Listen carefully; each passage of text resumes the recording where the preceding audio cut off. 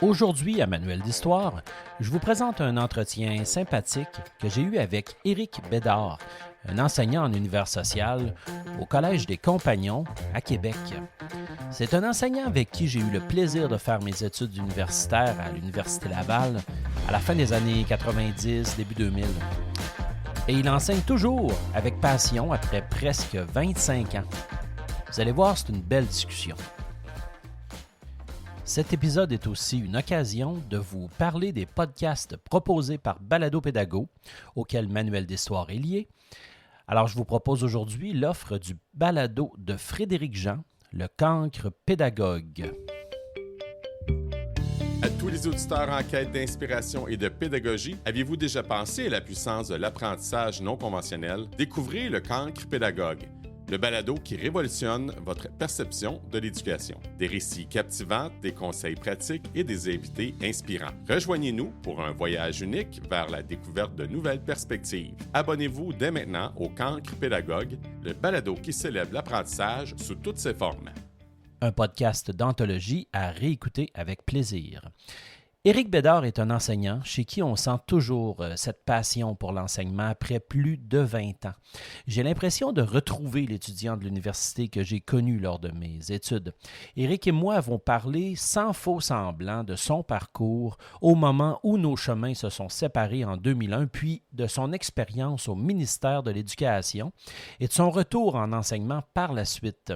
Il nous parle très honnêtement de sa vision de l'enseignement et des différentes approches pédagogiques qu'il utilise au quotidien. Il nous parle aussi de l'importance du lien avec le jeune et il nous donne ses trucs pour demeurer motivé et à jour dans la profession. Bonne écoute. Salut Éric, ça va bien? Oui, toi? Ah oui, ça va très bien. Écoute, ça fait longtemps qu'on ne s'est pas vraiment parlé, hein? Ça remonte à l'université. Ça remonte à l'université. Ça fait une vingtaine d'années déjà. J'ai appris que tu enseignais toujours, tu sais, après Oui. toutes ces années-là, en univers social. Et puis, je trouve ça intéressant de pouvoir te parler parce que, Colin, t'en as fait du chemin.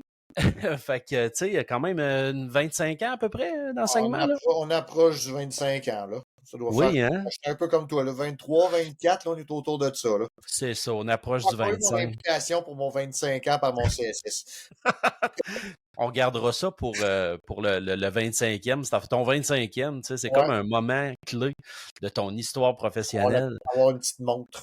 Oui, c'est ça. Fait que dans le fond, c'est ça. L'objectif, c'est de regarder un peu ensemble ce qu'on s'était un petit peu parlé avant, là, mais pas beaucoup, juste pour garder un peu de punch. Fait que ça, c'est ça dans le fond, Éric. Toi, t'enseignes à quelle école?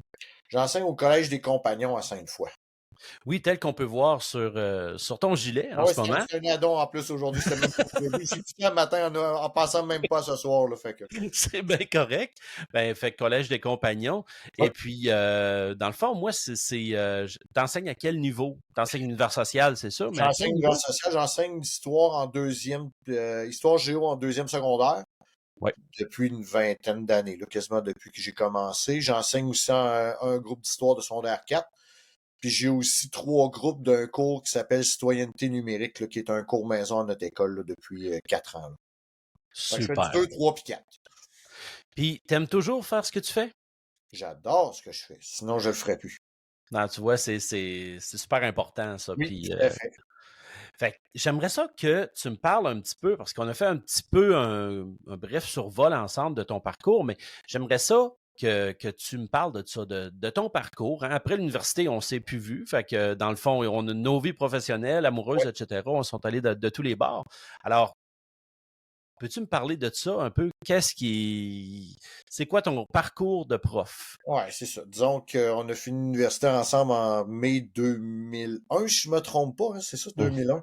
Donc, j'ai fait un petit peu de suppléance la fin de cette année-là. Puis quand on est arrivé au mois d'août l'année suivante, à cette époque-là, c'était pas les non légalement qualifiés, ça n'existait pas. Hein, comme terme, c'était fais la file puis espère, croise-toi les doigts pour avoir une job. Fait que c'est ça. J'avais rien la première automne après avoir fini mon bac. Fait que je me suis inscrit à l'université. J'ai fait un diplôme de deuxième cycle en adaptation scolaire. J'ai débuté à ce moment-là un diplôme de deuxième cycle. que j'ai fini au bout de 3 ans. Puis au mois de novembre, à un moment donné de cette année-là, j'ai eu un hasard. En contactant mon ancien directeur, il m'a dit Ah, tu fais-tu de quoi? Je dis non, je suis à l'université, tout ça. Fait qu'il parle à ma directrice. Puis le lendemain, j'étais invité à l'école. Veux-tu venir nous rencontrer? Ouais, pas de problème. Puis en sortant du bureau, elle dit ben tu commencerais je te ferai faire de la suppléance la semaine prochaine, tu commencerais l'autre semaine d'après. Un remplacement. Fait que ma première année, c'est ça, j'ai eu un remplacement de novembre jusqu'à la fin de l'année scolaire.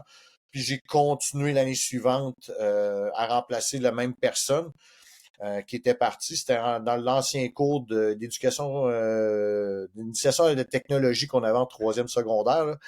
Donc, je faisais ça avec certains groupes. J'avais de l'éducation manuelle et technique aussi en adaptation scolaire. On m'avait d'abord et avant tout engagé à cause de mes cours en adaptation scolaire. J'étais le troisième prof qui rentrait dans ce groupe-là.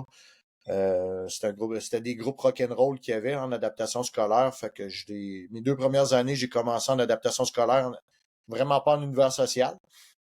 Ce qui m'a permis de rentrer sur les listes en univers social après ça, ma troisième année. Puis là, ben, ça a déboulé. J'ai fait une année à la Paul Vente dans Seine-Lorette après. Puis après ça, je suis retourné au collège des... Ben, à l'époque, c'était Compagnon de quartier. Ça a changé de nom entre-temps, là, mais... Puis j'ai rentré après ça au Compagnon. Puis depuis ce temps-là, je n'ai pas changé de milieu, là. Tu es dans ce milieu-là depuis ce moment. Ouais, Mais c'est c'est ça. J'ai eu une année où je suis allé au ministère de l'Éducation en 2017. Oui, justement, avant d'en arriver là, je Oui, me disais, c'est vrai que quand on commence, puis c'est un peu la même chose aujourd'hui, mais avec quelques différences, hein, on accepte un petit peu de tout, puis souvent, mais c'est l'adaptation scolaire avec laquelle on commence, on se fait la main avec ça, tu sais. oui. Toi, est-ce que tu penses que ça t'a beaucoup aidé dans ta gestion de classe ou de faire de l'adaptation scolaire, par exemple? C'est sûr que oui, là. Parce que, disons que, tu sais, tu sais, je me suis encore, tu sais, ça fait presque ça, 20 ans, là. Tu sais, une fille qui débarque en plein milieu d'un cours. Bon, mais finalement, je suis pas enceinte, Tu verras pas ça aujourd'hui, là. Mais une fille, tu sais, qui a 16 ans, je pense, la deuxième, troisième fois qu'elle se faisait avorter. Tu sais, c'était des affaires. Puis, tu sais, ça arrive en plein milieu d'un cours, ça débarque. Comment tu gères ça? Tu sais, c'était pas toujours évident, là. Tu sais, puis c'est la démotivation. Tu sais, c'est des jeunes qui, tu sais, des fois, c'était quatrième, cinquième, sixième année au niveau académique. Moi, j'avais quelqu'un, tu sais, je lui montrais une règle, puis il fallait qu'il si une planche de bois 30 centimètres, il regardait la règle, puis 30 centimètres, il était pas capable de savoir c'était quoi, là. Hum, C'était à ce point-là, là. Fait que, tu sais, c'était parfois très difficile. C'est souvent des caractères. C'est des jeunes que souvent ils l'ont pas facile non plus à la maison, là. Fait que oui, ça travaille fort, fort, fort pour la gestion de classe en début de carrière. Mais ça m'a donné justement du bagage pour réaliser que, tu sais, quand tu crées des bons liens avec tes élèves, peu importe ce qui va arriver, à un moment donné, ils vont embarquer avec toi. Puis c'est ça vrai. m'a suivi après. Peu importe les niveaux que j'ai enseignés, quel type de groupe que j'ai eu, le fait que j'ai appris que, tu sais, quand on travaille de façon relationnelle avec nos jeunes, ben, même les cas les plus difficiles, à un moment donné, tu vas réussir à les ravoir, puis ça va fonctionner, là. Surtout dans des cas difficiles, c'est encore d'autant plus vrai, hein, d'avoir le Oh lien. oui, Sinon, tu peux pas comme aller plus loin, tu sais. c'est ça. Fait que oui, Tu m'as parlé d'un tour au ministère, en fait. Toi, tu as oui, enseigné pendant une couple d'années, donc. Et oui, puis, donc, à un moment donné, tu as eu, j'imagine, ton poste et tout ça. oui, Puis là, comme tu m'as dit que tu avais été travailler au ministère de l'Éducation. oui. J'aimerais ça t'entendre là-dessus. C'est ça. En 2010, ouais, fin de l'année scolaire 2016, j'ai vu passer une offre d'emploi pour prêt de service au ministère de l'Éducation. Je commençais à être un petit peu tanné. Tu sais, je me cherchais un nouveau défi. Je me cherchais vraiment quelque chose. Je changeais de niveau, ça c'est une chose. Bon, mais OK. tu sais, d'une année à l'autre, des fois, je changeais de niveau. Tu sais, c'était mon nouveau défi. Puis là, j'essayais quelque chose de nouveau. Mais là, j'avais quelque chose qui rentrait dans mes cordes, c'est-à-dire, je rentrais à l'école. C'est une offre pour rentrer au niveau de l'implantation du numérique dans les écoles en 2017. Fait que moi, j'ai fait l'entrevue, puis j'ai été accepté. Je suis parti avec plein de bonnes intentions. Ben, Je- justement, juste avant de dire ça, Oui, autour des années 2010, toi, tu t'intéressais déjà, je veux dire, c'est pas arrivé comme ça non. l'intérêt, tu t'intéressais déjà à l'évaluation du matériel pédagogique, hein? Oui, en 2000, j'avais travaillé au ministère entre 2000, je dirais autour de 2007-2008, quand le nouveau programme de OK. histoire, éducation, citoyenneté puis géographie est apparu, là, donc début des années 2000. Ils ont sorti du nouveau matériel pédagogique. Fait que je faisais des contrats. Fait que je continuais à enseigner, mais j'avais des contrats d'une quarantaine d'heures pour évaluer les manuels et les guides du maître qui ont sorti à ce moment-là avec le programme de deuxième secondaire. Fait que OK. c'était pas ma première expérience au ministère, mais c'était plus des contrats, mais je continuais à enseigner à ce moment-là. Là. OK, c'est ça. Fait que là, tu es engagé pour le ministère de l'Éducation au niveau de l'implantation Ouais, de, du du matériel numérique. En fait, numérique. ça s'appelait l'école 2.0. C'était quand ils ont le gouvernement, si je me trompe pas, c'était Jean Charest qui avait décidé d'instaurer des tableaux blancs interactifs Je dans pense que toutes oui, les oui. classes. C'est ça, il y avait comme créé une équipe de travail, puis cette équipe, là, ça venait de finir d'être implanté. Là, les 3 années d'implantation étaient faites, puis l'équipe est restée là. Puis ils voulaient continuer à développer le numérique c'est ça, au niveau des écoles de la province. Donc, j'avais donné mon nom pour aller travailler là. Le descriptif cadrait vraiment dans ce que je voulais faire. Mais j'ai vite désenchanté quand je suis arrivé. Là, disons, un concours de circonstances ont fait en sorte que ce qu'on me proposait, puis ce que j'ai fait, c'était deux choses totalement différentes. Ah, OK. Ouais, c'est ça. Fait que j'ai trouvé mon année au ministère. J'ai rarement eu une équipe de travail aussi plaisante. J'ai vraiment eu du plaisir à travailler avec mes collègues. On était prêts à défoncer des murs.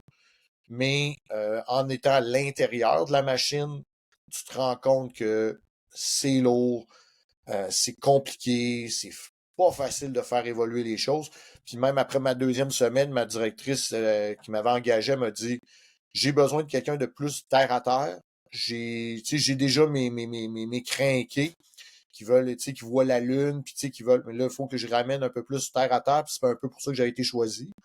Mais elle dit, pense pas que ce que tu vas faire cette année va avoir un impact tout de suite. OK. Elle OK. m'a déjà dit, c'est très, très, très long au ministère. Puis je l'ai appris sur le tas, mais oui, c'est vrai que c'est très, très long quand tu es dans le milieu. Ça a tout de même permis de voir un peu une autre facette de notre Ouais, milieu, en tout à réalité. fait. Tout à fait. Est-ce qu'il y a des choses dans cette facette-là de l'autre milieu qui t'a permis d'avancer aujourd'hui, qui t'a donné peut-être quelque chose dans ton enseignement de tous les jours? Est-ce qu'il y en a des exemples de ça ou un exemple de ça? Ben, pour l'enseignement, je te dirais que moi, le gros mon travail, je savais que ça allait en faire une petite partie, mais le gros du travail que j'ai eu à faire, c'est faire pour le nouveau cours d'histoire de troisième, quatrième secondaire, on est en train il y avait monté à l'époque une plateforme pour rassembler tout le matériel qu'on pourrait utiliser dans le cadre du cours. Puis ça, cet esprit-là de collaboration, d'essayer de partager du matériel, je l'ai poussé pendant toute cette année-là avec les gens qui ont fait je dis prototype, mais c'est pas le bon terme. Là. Quand on fait la première année d'un programme, là, on appelle ça Une implantation? l'implantation. Mais tu sais, il y avait juste une petite équipe d'une trentaine de profs là, cette année-là, OK. là, dans la province qui instaurait le secondaire 3, puis l'année suivante, le secondaire 4. Moi, j'étais avec ceux de secondaire la première année, donc avec ceux de secondaire 3. Puis tout cet esprit de collaboration-là, de partage de matériel, parce qu'il n'y avait pas de matériel didactique qui existait, là. Fait que tout le monde Hmm. devait partir dans ceux qui étaient dans l'implantation. Puis nous, on était là un peu pour les appuyer. Puis Puis c'est là que j'ai réalisé, OK, à quel point ça peut être fort enrichissant, vraiment pertinent de partager des ressources entre collègues, là. Puis ça c'est peut-être ce que ça m'a apporté le plus. Puis dans le fond, j'étais celui qui devait essayer de ramasser tout ce qui était partagé pour justement cataloguer puis faire en sorte que lorsque les gens recherchaient quelque chose de très spécifique, mettons que je cherchais quelque chose sur Lac de Québec, mais tu tapes dans la barre de recherche Lac de Québec, puis là, il te sortait toutes les ressources qu'on avait cataloguées sur Lac de Québec. Donc, on a essayé de tout rassembler au même endroit. Tu vois, au bout de 2 ans, 3 ans peut-être, près de 2 ans, ça a été repris par le récit de l'univers social. OK. Puis le récit de l'univers social, après 1 an ou 2, ont vu que ça menait pas à grand-chose. Fait qu'ils l'ont abandonné. OK. Fait que c'est ça. Fait que ça a été... mais c'est des choses qui arrivent des fois au ministère. Tu essaies d'implanter quelque chose, mais c'est tellement gros, c'est tellement difficile de rentrer dans les milieux que souvent ça tombe de sa belle mort. C'est un super beau projet, mais c'est ça n'a pas fini par déboucher. C'est pour ça qu'ils ont transféré ça au récit Au en récit. disant que ça serait probable. Eux seraient capables de le publier, mais ça n'a pas réussi à lever suffisamment. C'est l'idée de partager, d'avoir une plateforme commune en province, ça n'existe pas encore. Là. OK. Il y avait une volonté de faire Il y avait ça, vraiment mais une volonté, oui. c'était peut-être bon, OK, je comprends. Puis implanter ça, aller dans les milieux, tu disais, là, c'est d'aller dans les écoles, c'est ça? De Oui, les mais ça, implanter ou les centres de services, par exemple? c'est ça. Mais ça, tu vois, c'est une interdiction. Quelqu'un qui est au ministère ne peut pas aller dans les écoles. C'est OK. avec Ah, ministériel. OK. Ouais, il y a comme une hiérarchie là, Ouais, par c'est rapport ça. à ça. Ouais, Fait que ce ben, qu'on vit aujourd'hui, là, ce qu'on entend là, du top-bottom, là, tu sais, que ça vient d'en haut, là, c'est implanté depuis très, très longtemps. ouais. Ben, je la connais un petit peu. Moi aussi, j'ai fait 2 ans en direction. Donc, Ouais. de voir aussi, ça m'a permis un peu comme toi, puis je me reconnais un peu là-dedans. Moi, j'ai fait le choix de revenir, j'ai démissionné.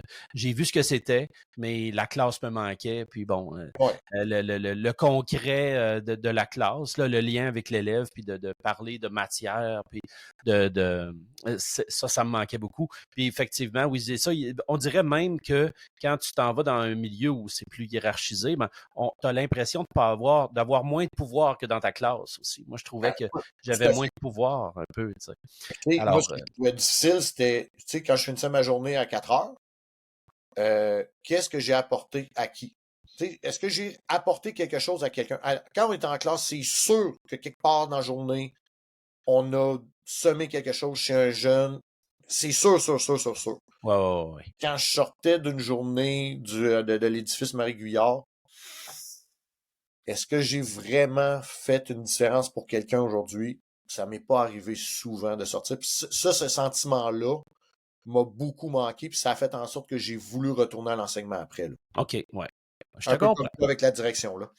Je te comprends. Oui, effectivement. Euh, Justement, jason d'approche pédagogique. C'est ce qui teinte un peu sans nécessairement les nommer, de jour en jour en disant à l'élève, là, on va faire la pédagogie inversée, gang. Oui. On fait pas forcément tout le temps ça, mais c'est intéressant parce que toi, tu m'as dit qu'au niveau de tes approches pédagogiques, de la manière que tu fonctionnes en classe, que tu étais très volatile. Puis, Oui. dans le fond, j'aimerais ça que tu m'expliques un peu qu'est-ce que ça veut dire pour toi, ça, être volatile. Tu m'as dit que tu faisais, bon, tu avais une approche au premier cycle, que tu avais une approche au deuxième cycle, puis moi, c'est ça, j'aimerais ça t'entendre un peu d'abord sur c'est quoi pour toi être volatile. Et puis, ensuite, on pourra peut-être regarder un peu par niveau, là, comment tu t'orientes avec tes élèves? Oui. En fait, quand je parle de volatile, c'est que il y a des fois, on en entend des profs, qui font la même affaire année après année, puis que ça bouge pas, ça change pas. Je suis incapable de faire ça. Pour moi, c'est pas que c'est pas inconcevable. Je respecte ceux qui le font, mais pour moi, là, j'ai besoin de créer, j'ai besoin de faire des choses différentes. Fait que je suis toujours en train de me tenir au courant de qu'est-ce qui, des nouvelles approches, des choses comme ça. Puis quand ça m'allume, OK, je l'essaye. En deuxième secondaire, le programme fait en sorte que je peux me le permettre parce que j'ai pas un examen ministériel qui me pend au bout du nez. Si je décide après une thématique, que ce soit en géo ou en histoire, regarde, ça n'a pas marché. Hey, l'évaluation, il n'y en aura pas d'examen, c'est pas grave. Là. J'ai le contrôle de ce que je fais, puis je me permets justement de. Tu sais, j'étais dans la gamification, j'ai été dans l'éducation, j'ai été dans les intelligences multiples, j'ai essayé un paquet d'approches que j'ai utilisées pendant 2, 3, 4 ans selon les approches. Puis à un moment donné, oups, OK, je m'en vais, je m'en vais faire d'autres choses parce que ça, c'est ce qui m'allume présentement. Fait que je pourrais pas dire que j'ai toujours eu la même approche, je suis justement très volatile. Puis au deuxième cycle, mais ça, c'est l'autre aspect, c'est que là, j'ai mon examen du ministère en quatrième secondaire, moi, je vois comme un défi année après année avec mes groupes. Je viens pas nécessairement mes élèves sont pas nécessairement d'un milieu favorisé à cause des Oui, l'école, la cote, elle est belle, là, mais OK, ouais. dans les faits, tu sais, qu'on regarde autour de nous, on a 7 écoles privées là, dans la ville de Québec, là. Donc, la compétition est là. À 7 minutes de voiture, j'ai le premier PEI de la région de Québec, qui est un des premiers de la province de Rochebelle. Donc, Ah oui, OK. il vient Oui. drainer beaucoup d'élèves. Puis à notre école, on a le programme Protic, qui là aussi a une sélection d'élèves. Fait que nous, nos élèves, souvent ceux qu'on a en formation générale, ben, c'est les autres. C'est ceux qui n'ont pas été pris qui ont pas été au privé, ceux qui n'ont pas été pris dans un programme particulier, puis qui sont là. Ceux qui sont là par choix sont moins de 10% pour un de nos élèves, là.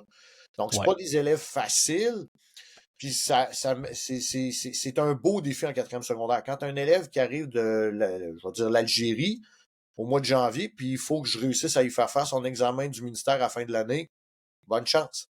Mais ça Mmh. fait partie de ma réalité, mais c'est des beaux défis. Puis là, c'est plus Ouais. ma didactique qui rentre en ligne de compte.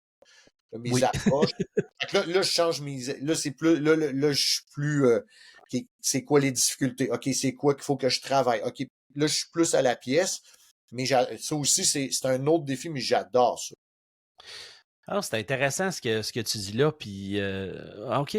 Le deuxième cycle, hein, c'est sûr que c'est l'examen du ministère. Tu sais, on essaye, comme tu dis, d'y aller dans la didactique, mais des fois, on a l'impression aussi qu'on les forme à un examen. Tu sais. Puis, en Oui, tout cas, moi, souvent, c'est ça, j'ai l'impression de les former à un examen avant d'autres choses. Tu sais, mais j'ai l'impression que ça ne devrait pas être ça. Que ça devrait être plutôt d'autres choses. Ça devrait être plutôt justement les approches puis la qualité, la qualité de l'enseignement, c'est sûr, mais je veux dire, je sais pas si tu me suis un peu dans oui, le tout à fait. raisonnement, là. Mais tu sais, des fois, c'est juste dans la manière qu'on l'approche. Tu sais, ça m'empêche pas de faire tu sais, de travailler les opérations intellectuelles. Puis ça, je le Ouais. fais régulièrement. Mais tu sais, je vais faire de la discussion avec eux autres, de la discussion historique. Tu sais, je vais travailler autrement Mm. pour essayer d'atteindre les mêmes objectifs.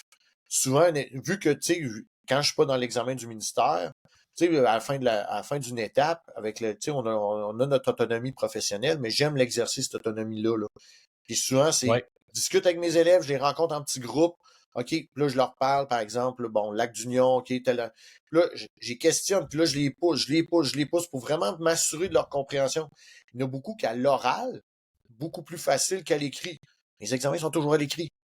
Donc, tu sais, on pénalise un certain nombre d'élèves, mais quand j'arrive puis j'ai des traces comme quoi que, hey, à l'oral, il avait très bien compris. Que là, j'ai mes notes Ouais. d'examen puis d'exercice, mais là, je suis capable de dire, regarde, tu vaux pas 55%, là, tu es peut-être plus autour de 65 parce que j'ai tel moment, tel moment, tel moment que tu m'as vraiment montré que tu comprenais très bien la matière. Ouais. Donc, Puis, ça, je peux le faire en cours d'année. Quand j'arrive à l'examen du ministère, ben là, c'est pour ça que, tu sais, oui, on forme un peu pour ça. Mais si on le fait aussi un petit peu en amont, secondaire 1, secondaire 2, secondaire 3, mais quand il arrive en secondaire 4, oui, les nouveaux arrivants, c'est une nouvelle réalité, puis qu'il y en a de plus en plus. On travaille avec ceux-là, c'est correct, mais les autres, s'ils ont été bien préparés en amont, ben c'est plus facile aussi, là. fait que dans ce que je comprends, t'es-tu ouvert, toi, à l'évaluation autrement un petit peu? Tout à fait. Tout Oui. à fait. Oui, oui. Est-ce que vous le faites avec les couleurs, vous, ou une approche de même? Nous autres, on fait ça avec des couleurs, genre un peu, là. Je sais Un pas si toi, c'est jaune, dans ce vert, sens-là. rouge. Oui, c'est ça, c'est ça. OK. Bleu, Euh, puis on a bleu aussi, puis ces choses-là. Toi, OK. est-ce quelque chose que tu fais ou tu le fais autrement?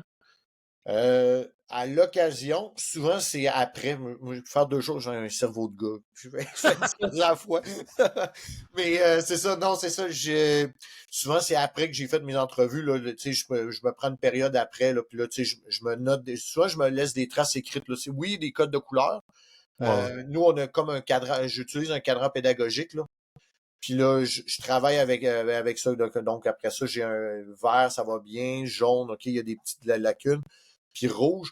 Mais j'essaie de toujours de me garder des petites notes. Est-ce que c'est dans le vocabulaire qu'il y a plus de difficultés? Est-ce que c'est l'enchaînement des idées? Est-ce que quand je les revois par après, ben je suis capable avant de le faire, ben, je retourne dans mes notes écrites. Je suis pas juste dans mon code de couleur parce que Mhm. j'ai peur de pas me souvenir, là. Il y avait une affaire que j'ai lue, tu disais, j'évite les cahiers d'exercice. Oui, Moi, je sais que je fais beaucoup de multiniveaux dans ma petite école, je les oui. ai pendant 5 ans à peu près. Puis j'ai opté beaucoup pour les cahiers d'exercice, mais je me rends compte que à la longue, je deviens un peu esclave de ça.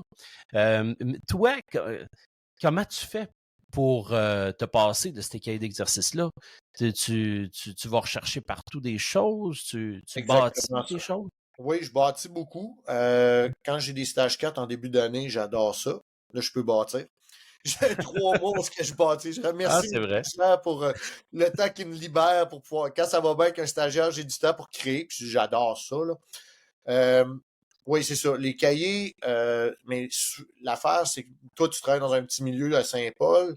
Oui. Moi, j'ai une grosse école, là. Nous autres, tranquillement, tu sais, c'est quasiment 100-150 élèves de plus par année. Fait qu'on monte quasiment Ouais. un groupe par année. Fait que là, il y a des années où j'étais tout seul dans mon niveau. Je pouvais bien faire ce que je voulais. Quand tu es rendu à 2, 3, 4 profs pour un niveau, Hmm. là, il faut que tu tiennes compte de la réalité. Puis d'une année à l'autre, tu sais, il y a beaucoup de nouveaux profs, ils arrivent de d'autres écoles, ils ont d'autres.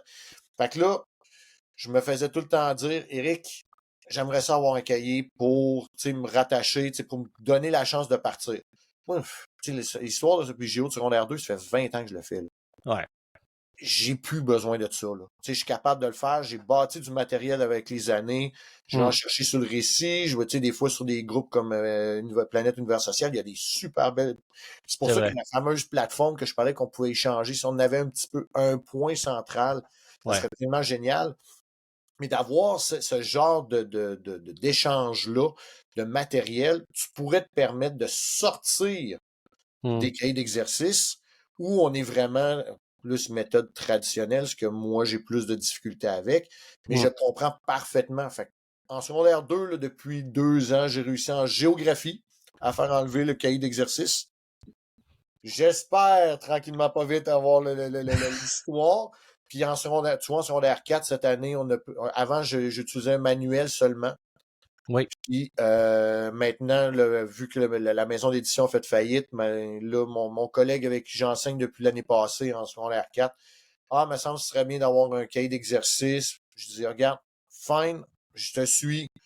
Tu as besoin de ça, parfait, on va y aller avec ça. Puis cette année, on se creuse la tête, on est là. Pourquoi qu'ils font de même, eux autres? Là, on est comme coincé dans l'approche de la maison d'édition, Mhm. plutôt que notre approche, notre façon de voir, puis notre façon puis en histoire de 4, le programme a été créé comme ça aussi, là, pour donner beaucoup de liberté aux profs. Ce qui fait que, d'avoir un cahier d'exercice, je trouve ça un petit peu plus difficile. Fait qu'on est obligé de voir, je me souviens plus c'est quoi la norme là, gouvernementale, c'est 75 à 80%, sinon les parents, bon. Fait qu'on Ouais. on Le se plus sent possible. obligé de l'utiliser. Mais bon, je le fais parce que j'ai des collègues, puis eux, ils en ont besoin. Hmm. Probablement qu'après quelques années, ben, ils vont peut-être sentir qu'ils ont moins besoin d'eux, puis qu'on va pouvoir mettre ça de côté. Mais ça serait mon petit bonheur à moi. J'ai l'impression qu'il y a beaucoup aussi, parce qu'il y a des évaluations qui sont déjà faites là-dedans. Il y a du Oui. temps qui. Mais effectivement, on peut probablement les faire. J'en ai fait moi aussi, là, du Oui. matériel. Puis, tu sais, Mais je comprends quelqu'un qui enseigne pour la première fois ou deuxième fois un niveau. Tu sais, puis souvent, en début de carrière, tu vas travailler sur 2, 3 niveaux. À un moment donné, tu sais mm, plus où te tirer, là. Tu sais, c'est très, très difficile. Puis j'ai mm, comprends parfaitement, là, d'avoir cette problématique-là, puis d'avoir ce besoin-là, d'avoir un cahier d'exercice qui leur permet de, OK, je vais souffler, on va faire du cahier d'exercice, ça va me permettre de me placer les pieds, puis là, je vais créer, peut-être une fois une activité par mois, une activité aux 2 mois, mais de pouvoir se donner le temps de le faire. Moi, absolument. avec l'expérience, je suis rendu ailleurs, mais je comprends très, très bien ce besoin-là. Là. Oh oui. Au premier cycle, tu me disais que tu avais travaillé en collaboration avec certaines personnes pour un manuel de base, problématisation historique, des choses comme ça. Ah, OK, ouais. En fait, J'ai fait partie d'un chantier pour la conceptualisation. Ça, c'était plus au premier cycle, mais on a débordé Oui, sur c'est ça, au premier cycle, oui, ouais. justement. Ils appelaient ça le chantier 7. Ça, c'était au milieu des années 2010, là, autour de Ah 2012. oui, OK, OK, OK. Il y avait des gens, justement, de Beauce-Setchemin, non pas Beauce-Setchemin, de chez vous, sur De la côte du Sud? Côte-du-Sud, navigateurs, découvreurs de la capitale, puis première seigneurie. OK. Puis on a monté des activités pour travailler. On était supervisé. C'était un projet de recherche un peu aussi de Marc-André Étier à l'Université OK. Laval. Donc, c'était vraiment pour développer la conceptualisation chez nos élèves. Donc, comment on développe les concepts. Fait que ça, j'ai fait ça un petit peu à ce niveau-là. J'ai travaillé aussi au premier cycle. J'ai fait en 2019, je pense, ça se 2019, peut-tu? oui, c'est ça. J'allais dire, Ouais. c'était juste un peu à pandémie. J'ai travaillé sur c'est un projet de recherche avec Jean-François Boutin, qui est didacticien de français à l'UQAR à Lévis. Puis Virginie Martel, qui est aussi à l'UQAR à Lévis, elle est en univers social, puis d'autres profs de Montréal sur là, la littératie numérique multimodale. Ça, c'était le projet de recherche. Concrètement, ce que moi j'ai fait, c'est que j'ai travaillé de la bande dessinée. OK. Donc, j'ai travaillé de la bande dessinée avec mes élèves de deuxième secondaire sur toute une année, des activités éparpillées un peu partout sur la lecture de bande dessinée. Puis dans le fond, pour le numérique, ben, c'est qu'on essaie de travailler la lecture de bande dessinée, mais en ligne. Pour réaliser afin du. Tu sais, on pensait que les élèves, ils lisent sur un écran, ils vont adorer ça. Ils ont pas du tout aimé lire des bandes Non? dessinées. Des bandes dessinées, ils disent ça prend du papier. Ça prend il faut qu'ils Ah touchent. oui, de lire en ligne là, sur Ouais, PDF, il n'y un a pas. roman, ils disent aucun problème, un roman. Mais une bande dessinée, c'est plate. Non, il fallait qu'ils le touchent. Ils ont vraiment. Puis on a réalisé avec la recherche que pour la bande dessinée, Oui. ils veulent toucher, ils veulent avoir le livre entre les mains. Fait que OK. ça a été un aspect de la recherche, mais tu sais, c'est quand je te disais tantôt là, tu sais, que j'aime expérimenter des choses, la bande dessinée, tu sais, je réutilise encore mes activités. J'ai fait de la perspective historique. On est allé chercher avec les montants de la recherche, on est allé chercher des livres sur l'esclavagisme puis la colonisation de l'Afrique, mais écrits par des Africains. On a toujours la version européenne de la colonisation de l'Afrique. Moi, Oui, on c'est vrai, absolument. est allé chercher des séries de bandes dessinées où c'est des Africains qui présentent la colonisation de l'Européen. L'autre perspective. Oh, On ça n'a c'est jamais. intéressant. Ah non, ça a été un projet de recherche Mais vraiment, vraiment le fun. Là. justement, ces bandes dessinées-là, ce serait intéressant de savoir l'auteur de ça. Je m'intéresse à ça, moi aussi, beaucoup. Monde contemporain, tu sais, par exemple, j'utilise beaucoup du Joe Sacco. Je sais pas OK? si tu sais c'est quoi un peu, tu sais, la BD reportage. OK?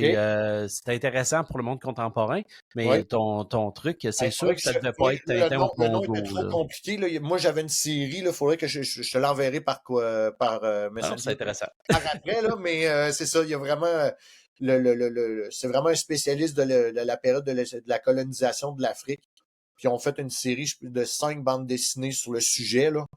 Puis c'est vraiment vu autrement. Là. C'est vraiment la vision africaine de la colonisation. C'était vraiment intéressant, puis de l'esclavagisme. C'est sûr qu'il faut faire attention, c'est ça. Par exemple, toi, tu as beaucoup d'élèves de l'immigration, j'imagine. Oui, oui. Ce qui est Ça approche vraiment moins. le tiers à la moitié selon les groupes, là, le tiers à la moitié de mes élèves. C'est OK. Puis c'est ça, c'est une réalité que, bon, nous, en région, en tout cas, moi, à Saint-Paul, j'ai beaucoup moins. Oui, on l'a un petit peu, mais c'est majoritairement encore québécois, puis Mhm. francophone et tout ça. Alors, on l'a, l'immigration, mais très peu. Donc oui, mais il faut faire attention. J'imagine de ton approche, toi, ton approche dans l'actualité, dans l'histoire, ces choses-là, est-ce que ça teinte un peu ce que tu vas dire, la façon de faire attention peut-être à certaines tournures où tu t'en rends plus compte, puis c'est rendu comme ça. Non, ça fait partie des. Non, on marche souvent sur des œufs dans ces situations-là. Hmm. Programme de deuxième secondaire, quand on parle d'esclavagisme, puis tu sors des extraits où est-ce que tu sais, je vais dire le mot en N, là, mais tu sais, souvent, Ouais. je vais le contextualiser. Puis là, j'explique que, tu sais, à l'époque, c'était le nom qu'on utilisait pour, puis là, je me permets de le dire. Je me Ouais. permets de le dire. Mais faut vraiment, je décris, parce que je veux tellement pas que ça soit mal pris, que oui, j'explique et je surexplique le contexte dans lequel le mot était dit. Ouais. Justement, avec les bandes dessinées, là, quand je parle de Tintin au Congo, puis là, Non. tu montres, c'est ça, mais faut que tu montes, mais moi, tu sais, moi, je monte la version 36, je pense qu'elle a été sortie la première fois. Ouais, dans les La années version 30. 42-43 qui a été complètement changée. C'est celle qu'on connaît. Puis là, bon, tu sais, mais ça me permet de montrer que, tu sais, ça a évolué, mais montrer à des jeunes de secondaire 2, là, 13, 14 ans, c'est quoi, tu sais, pourquoi on disait ces termes-là, comment, tu sais, qu'ils se sentent pas choqués en 2025, 100 ans plus tard. C'est pas évident. C'est pas évident. Oui, c'est ça. C'est normal. Je pense qu'il y a un changement qui s'est opéré dans la société. Oui, On n'est plus dans les années 90 où on, on fait attention, on fait plus oui, tout à fait. attention à ce qu'on dit. C'est pas mauvais à quelque part aussi C'est pas mauvais, mais c'est ça. de faire T'as attention. toujours en tête quand on aborde certains sujets, de garder ça en tête, que tu sais, oups, faut que je fasse attention, puis il faut que je présente. C'est un peu la même chose avec des Autochtones. Moi, j'ai peut-être moins cette réalité-là. Les Autochtones dans mes classes, je me rappelle pas d'en avoir eu si j'en ai déjà eu. Mais je sais que dans certaines régions du Québec, des fois, ça peut être pas évident de pouvoir enseigner ce type. Quand on parle de la loi sur les Indiens, tout ce qu'est-ce qu'il y a, Mm. pourquoi on le faisait, si tu vois pas la perspective d'il y a 100 ans, 125 ans de ça, tu l'expliques pas, tu prends pas la peine de l'expliquer, ça peut être très, très froissant. Absolument. Fait que pour les Absolument. jeunes, c'est pas évident, là. On va quitter un peu les cours traditionnels. J'aimerais ça t'entendre sur le cours que tu donnes, ton cours citoyenneté numérique. Oui, C'est vraiment dans l'air du temps, cette citoyenneté numérique-là. C'est omniprésent. Puis je sais que tu t'intéresses beaucoup à l'intelligence artificielle, toi, ces temps-ci. J'aimerais ça t'entendre là-dessus parce que tu disais que tu as réussi à faire un programme, dans le fond, on appelle ça les programmes locaux, oui. puis tu abordes plein de thèmes. Tu dis c'est vraiment, il n'y a pas de notes, hein, il n'y a pas de système de notation dans ce cours-là, que tu évalues autrement complètement. Donc, ben c'est ça. Pourrais-tu me parler un peu de ce Oui. cours-là que tu En fait, donnes? ce cours-là, il a été bâti ça doit faire, c'est la 4e année que je l'enseigne. Donc, je pense que c'est l'année où on est revenu de la pandémie qui est apparue. La directrice, elle voulait avoir un cours de citoyenneté numérique, mais c'est surtout si on revenait à basculer en virtuel, que les jeunes soient habilités à travailler en virtuel puis tout ça. Mais elle me dit, je te donne carte blanche, citoyenneté numérique, travaille avec le numérique, puis vas-y comme bon te semble. Fait que c'est beau. Fait que j'ai bâti c'était pas à moi, là. Elle a offert ça, dans une assemblée générale à l'école. Moi, ça m'a interpellé parce que c'est de la technopédagogie. Là. OK, c'est bon. Je suis allé la rencontrer, puis j'ai comme l'impression que j'étais le seul qui levait la main, mais en tout cas, peu importe. Ou c'était moi qui voulais avoir, je sais pas. Mais tout ça pour dire que j'ai commencé à élaborer ce cours-là. C'est un 2 périodique. Fait que au cours d'une année, c'est à peu près 35-36 périodes. C'est pas énorme. Ça lance des beaux défis quand tu lances des projets parce que ça s'étire sur un mois, Mhm. mais à une fois par semaine. Mais bon, ça fait partie de la réalité. Mais c'est un cours maison, fait que je peux faire à peu près ce que je veux. Moi, j'ai comme classé en 3 catégories. Là. Au début de l'année, là, je fais toute la petite poutine. Là. Comment mettre de quoi sur remettre un devoir sur Classroom, comment écrire un courriel, comment communiquer avec l'informatique, etc., etc. Je passe 2-3 cours là-dessus, là, comment régler des problèmes simples, de faire en sorte qu'ils comprennent que Google et YouTube, c'est leurs meilleurs amis dans ce cours-là. Donc, poser des bonnes questions pour avoir les réponses sans avoir à interpeller le prof. Je sais pas comment ouvrir mon ordinateur, par exemple. Là. Donc, c'est ça, de faire preuve d'un peu de débrouillardise. Fait que ça, c'est une première partie. Mais après ça, il y a toute la partie citoyenneté numérique. Là. On parle des fausses nouvelles. On parle de toute la question des réseaux sociaux, toutes les algorithmes qui sont en arrière de tout ça. Ouais. On parle de cybersécurité, cybercriminalité. De la sensibilisation. Ça, c'est mon volet plus de sensibilisation au numérique. Puis, il y a une partie qui est plus création à l'aide du numérique. Puis là, ben, on fait des mimes, on fait des podcasts, on fait des montages. Là, présentement, on est dans du montage vidéo. Probablement qu'au mois d'avril-mai, je vais aller plus dans l'intelligence, comme on parlait tantôt de l'intelligence artificielle. Donc, travailler, faire produire des choses à l'aide de l'intelligence artificielle par mes élèves. Ça, je sais qu'il y en a qui sont peut-être un peu réticents dans le sens où ils disent, ouais, mais là, après ça, ils vont aller demander à ChatGPT Ouais, pour ouais, ouais. répondre aux questions d'examen, tout ça. Moi, je me dis, si on les éduque de la bonne façon, qu'on leur montre à utiliser l'outil de la bonne façon, ça n'empêchera pas qu'il y en a qui vont y aller, là. Mais, s'ils apprennent à bien l'utiliser, mais ils vont voir justement les possibilités positives de l'intelligence artificielle. Comment ça peut les aider à évoluer, à aller plus loin grâce à cet outil-là. Parce que même si on se cachait, elle est là. Les jeunes y ont accès.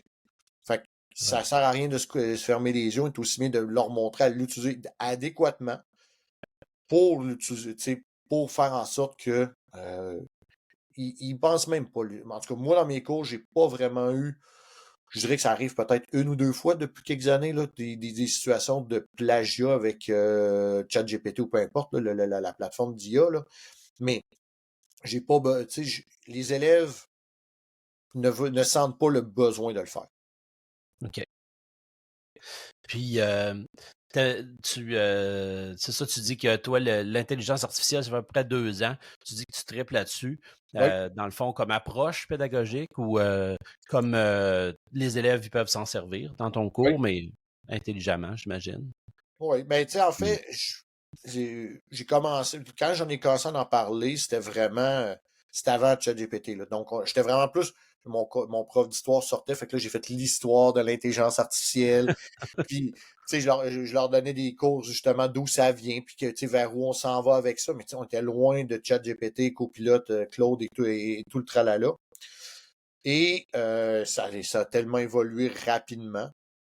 Puis là, ben, je suis vraiment rendu à OK, qu'est-ce qu'on peut faire? Puis là, dans ce cours-là de citoyenneté numérique, je fais venir à chaque année un organisme qui s'appelle CyberCap. Puis à un moment donné, l'année OK. dernière, on a monté un scénario de jeu vidéo à l'aide de l'intelligence artificielle. Comment faire des bonnes commandes pour que l'intelligence artificielle te crée un scénario de jeu vidéo. Puis après ça, on les a amenés à faire des images, puis à créer des personnages pour leur jeu vidéo. Ils n'ont pas créé le jeu vidéo, Hmm. ils ont fait le scénario. Mais tout ça était encadré, tout ça était montré pour justement apprendre à bien utiliser les commandes pour être capable de générer quelque chose qui va donner quelque chose il y avait des super bons scénarios de jeu, là. Donc, c'est de réussir à de soutirer l'intérêt de l'élève en utilisant l'intelligence artificielle dans des sujets qui les touchent. Dans ce cas-là, les jeux vidéo, même les personnes qui sont moins jeux vidéo, j'en ai une l'année dernière, elle m'a fait Ah, mais je vais créer un jeu vidéo sur le volleyball. Parfait, crée-moi un scénario de jeu vidéo de volleyball. Il y en a bien de hockey, de soccer, de basket, tout ça. Mais pourquoi pas Ouais, de c'est volleyball? vrai. Fait que, elle a fait ça. Fait que, tu sais, en utilisant l'intelligence artificielle de façon, de façon constructive, je vais dire ça comme ça, ben de se rendre compte qu'ils peuvent faire des choses autres que juste poser une question pour avoir une réponse dans un travail long, par exemple. Oui, effectivement. C'est En tout ça. cas, on sent que tu n'es pas blasé. Tu n'es Non. pas blasé, puis tu as l'air bien dans ce que tu fais, en fait, comme enseignant. Qu'est-ce que tu dirais que ça serait que ça serait pour toi un peu le secret de la longévité dans l'enseignement? Disons, de ne pas être blasé ou quoi que ce soit. Et pour pas être blasé, ouais, Ben, ça doit dépendre de ouais, chacun des gens, mais chacune des personnes, là. ouais. Je pense que tant aussi longtemps que tu le fais pour les bonnes raisons, c'est-à-dire moi je le fais parce que je sens que j'apporte quelque chose aux ados que j'ai devant moi. Je sais qu'il y en a que ça passe pas, puis tu sais, même pas, puis ça fait partie de la game. Mais tu sais, quand tu revois de tes anciens élèves 3, 5, 10 ans, encore aujourd'hui, je me suis fait inviter pour une rencontre, un genre de retrouvailles, une gang d'élèves que j'ai eu ils sont rendus à 25 ans, il y a une dizaine d'années. OK. Une gang qui, tu sais, une classe, tu sais, c'est une gang de joueurs de hockey, là. Dans ma classe, là, j'avais 23 élèves, 19 joueurs de hockey. 23 gars. Les 3 filles qui étaient au début de l'année, après 3 semaines, il n'en restait plus. Ils ont tous parti. Ils ont tous changé. Ils ont tous demandé un changement de groupe, un changement d'option. Je me suis ramassé avec 19 joueurs de hockey sur 23. une ambiance de vestiaire de hockey. Moi, je vis très, très bien avec ça. J'ai eu du fun comme rarement je n'ai eu avec des groupes. Mais c'est pas tout le monde qui avait du plaisir avec ce groupe-là. Là. C'était pas toujours facile. Fait que, tu sais, si tu réussis à aller chercher, tu sais, dans chacun des groupes, à chaque année, tu sais, ce qui va t'allumer, qui va être, tu sais, on n'a jamais un groupe pareil, on n'a jamais eu un groupe pareil. Mais il y a toujours un petit quelque chose qui fait en sorte que, hey, eux autres, là, c'est le fun. Puis, tu sais, de garder ce plaisir-là, je pense que tout est dans la... Tu sais, j'arrive pas le matin en me disant, ah, OK, je vais voir tel groupe. Tu sais, faut pas que tu arrives à reculons dans ta classe, même si c'est difficile, même si la gestion de classe en demande un peu plus, que la relation est pas parfaite, tu voudrais que ça soit un peu plus facile. Non. Tu arrives là, puis tu essaies d'aller trouver qu'est-ce qui va aller les raccrocher, puis OK, go. Puis à la fin de la journée, mais hey, j'ai réussi. C'est ce petit sentiment-là à la fin de la journée de dire, hey, aujourd'hui, là, j'ai eu un bon cours. Oui, aujourd'hui, je suis allé les chercher. C'est vraiment ça. Moi, je pense que pour pas devenir blasé, c'est vraiment de garder cette petite flamme-là qui nous a amenés en enseignement, puis qui fait que, tu sais, parce qu'on s'en cachera pas, là, entre ce que c'était il y a 25 ans puis ce qu'on est rendu aujourd'hui, la tâche a beaucoup changé. Oui, elle s'est peut-être alourdie, oui, c'est vrai, mais le jeune, c'est ça qui est là, c'est notre adolescent qu'on a dans la classe. Lui, ça reste un adolescent de 13, 14, 15, 16 ans. Oui, c'est différent. Oui, on a les façons de penser qui sont différentes, mais ça reste un ado. Puis, de trouver la façon de le stimuler, puis de l'accrocher à l'école, puis de se rendre compte que, oui, il y a des choses de fun, même en cours d'histoire. Ça peut des fois, c'est plus difficile, mais regarde, on est capable de trouver des choses dans le cours qui vont te faire en sorte que tu vas aimer ça. Ah, c'est inspirant, pour vrai. Tant mieux. Puis, c'est ça, c'est inspirant. Puis je pense qu'il il faut les inspirer aussi, ces jeunes-là. Puis je pense qu'en étant convaincu dans ce qu'on est, qu'on arrive à bien enseigner, puis à aimer ça aussi. Qu'est-ce que tu dis, toi, du développement continu, développement professionnel?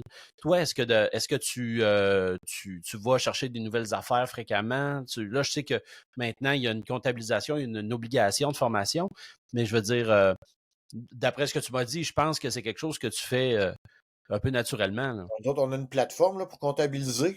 Ouais. Mon année n'est pas finie, puis je suis à au-dessus de 100 heures. Ça donne une idée. Ça donne une idée. C'est ça. Fait que oui, je suis pour la formation continue. Avant, j'allais beaucoup dans les congrès. Je me suis déniaisé il y a environ 4-5 ans à décider de moi aussi donner. Donc, de donner des formations dans des congrès. Ah, intéressant. J'aimerais ça que ça soit plus, tu sais, si ça coûtait pas une fortune puis que j'étais capable d'en faire 3-4 par année, je trouverais ça super. Malheureusement, je me bats pour en avoir un par année, puis souvent, ben là, je donne un atelier, fait que mon inscription est gratuite, donc ça va juste coûter telle chose. Ouais, OK, on va te le laisser pour cette année. L'année suivante, je réussis encore à l'avoir, là, mais bon, tu sais, je sens que ça titille un peu. Mais je vais dans un congrès, des réseaux sociaux sur Facebook, des choses comme ça, podcast, j'essaie de me tenir au courant de un petit peu tout ce qu'il y a pour me faire une tête. Puis comme je disais, je suis très volatile. Hein, fait que s'il y a quelque chose qui m'accroche, je vais embarquer là-dedans, puis go, je vais aller me former là-dedans, puis OK, qu'est-ce que je peux aller chercher pour mes élèves? Je vais l'expérimenter. Des fois, ça marche parfaitement avec mon approche, avec ce que je suis comme enseignant. D'autres fois, non, ça ne cadre pas avec moi. Puis c'est correct. Puis tu sais, je vais voir d'autres choses, mais je veux me tenir au courant. Je veux rester up-to-date. Je prends des stagiaires justement pour. Puis dans le petit descriptif, là, j'ai dit je veux que vous me challengiez. Je veux être challengé. Je veux faire sortir de mes pantoufles. Je veux que tu me sortes de ma zone de confort puis m'amener ailleurs. Tu n'as pas le choix. Avec un stagiaire, c'est sûr et certain que tu n'as pas le choix de te garder à jour jusqu'à un certain point. Oui, tout à fait. Mais j'adore. Je suis pas un grand lecteur. C'est rare que je vais lire sur de la pédagogie. J'aime mieux la facilité d'écouter ou des choses comme ça. Mais je me tiens formé, je me tiens up-to-date, je veux savoir, j'aime apprendre. Quand j'ai des occasions d'aller à des colloques, des congrès, des choses comme ça, je saute dessus. Fait que toi, tu sais, si on disait, Éric, toi, on te donne une charge de cours à l'université en didactique, c'est quelque chose qui t'intéresserait, ça? Oui.